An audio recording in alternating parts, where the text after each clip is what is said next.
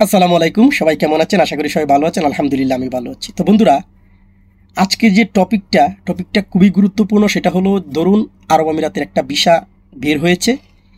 কারণ অনেকেই বিষয়টা জানতে চাচ্ছেন যে এই ভিসাটা বের হওয়ার পর অনেকেই বলছেন যে ভাই, আমি কত দিনের ভিতর আমাকে দুবাই আরব আমিরাতে যেতে হবে এই ভিসাটা বের হওয়ার পর, এবং এটার প্রসেস কি, এবং ওই দেশে যাওয়ার পর আমি কত মানে আর কি করতে হবে। তো পুরো মানে সব কিছুই আপনাদেরকে বলবো। পুরো ভিডিওটা দেখেন, ভিডিওটা অন্যদের মাঝেও শেয়ার করবেন যাতে তারাও উপকৃত হয়। আশা করছি উপকৃত হবেন ভিডিওটাতে। তো দেখেন, আপনি ধরুন আরব আমিরাতে আসলেন এমপ্লয়মেন্ট ভিসা নিয়ে। আজকে লেবার ভিসা নিয়েই কথা বলবো। ধরুন এমপ্লয়মেন্ট ভিসা নিয়ে আপনি আরব আমিরাতে আসবেন।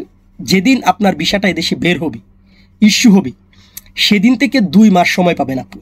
2 মাসের ভিতরে আপনাকে আরব আমিরাতে পৌঁছতে হবে, হয়তো এই ভিসাটা অটোমেটিকলি ক্যান্সেল হয়ে যাবে। ওকে, এখন এই 2 মাসের ভিতরে আপনি দেশে কি করবেন? এমপ্লয়মেন্ট ভিসার জন্য 2 মাসের ভিতরে আপনাকে অনেক কাজ করতে হবে। প্রথমত ট্রেনিং করতে হবে। ট্রেনিং করার পর ট্রেনিং সার্টিফিকেট দিয়ে আপনাকে ফিঙ্গার দিতে হবে। ফিঙ্গার দেওয়ার পর সেই ফিঙ্গার সহ আপনাকে সব কিছু টাকা পাঠিয়ে দিতে হবে, অথবা অফিসে নিতে হবে। যে অফিসে যারা বিএমইটির কাজ করে, সেই বিএমইটির কাজ করবে। এইগুলো কাজ যখন শেষ হয়ে যাবে তখন আপনার ফ্লাইট দিবে, এবং এগুলো কাজ 2 মাসের ভিতরে কমপ্লিট করতে হবে। কমপ্লিট করার পর আপনি যখন এদেশে আসবেন, এদেশে আসার পর আরও 2 মাস সময় পাবেন ভিসাটা লাগানোর জন্য এদেশে।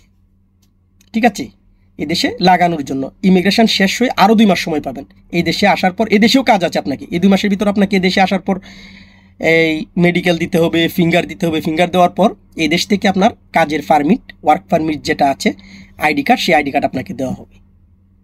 তা আশা করছি বুঝতে পেরেছেন। যাদের এই জিনিসটা জানার ছিল, জানেন নাই, তারা হয়তো জেনেছেন। আর যারা জানতেন তারা তো জানতেনই। তো ভিডিওটা বেশি বেশি করে সবার মাঝে শেয়ার করে দেন, যাতে এই বিষয়টা অন্যরাও জানতে পারে। সবাই ভালো থাকবেন, সুস্থ থাকবেন, আমার সাথে থাকবেন। আল্লাহ হাফেজ।